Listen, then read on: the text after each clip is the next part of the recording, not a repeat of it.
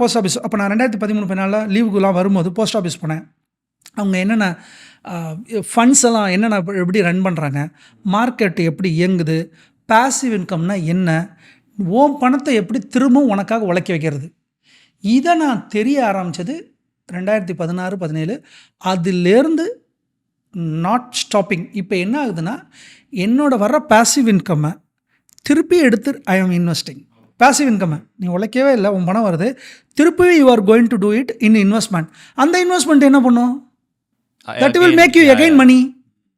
So இது பேர் wealth generation, wealth creation பாங்க. ஸோ ரிச் வெல்த் ரெண்டுத்துக்கும் நிறைய டிஃப்ரென்ஸ் இருக்குது. ரிச்சாக இருக்கலாம், வெல்த்னா நீ அதுக்கும் மேலே, ரிச்சுக்கும் மேலே ஒரு பெரிய ஒரு கார்பஸ், ஒரு பெரிய கார்பஸ். என்ன டிஃபரன்ஸ் சொல்லுவீங்க ரிச் அண்ட் வெல்த்துக்கு? ரிச்னா இன்னைக்கு நான் வந்து நல்ல இடம், நல்ல வீடு இது வச்சுருக்கேன், நல்ல கோட் ஷூட் போட்டிருக்கேன், அது பார்க்கறதுக்கு ரிச்சு.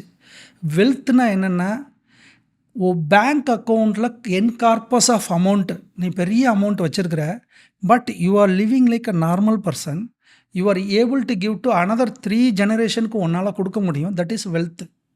அந்த வெல்த்து க்ரியேஷனுங்கிறது ஒரு சிம்பிளாக ஒரு ஒரு ஒரு பேசிவ் இன்கம் வச்சா மட்டும் போதாது.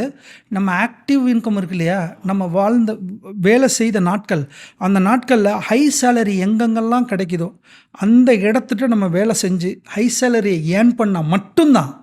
இதையும் பண்ணணும், ஆக்டிவாகவும் இருந்து நீ கடுமையாக வேலை பார்த்து ஆக்டிவ் இன்கம்மை வச்சு நீ இன்வெஸ்ட் பண்ணுற, அதுலேருந்து உனக்கு பாசிவ் இன்கம் வருது.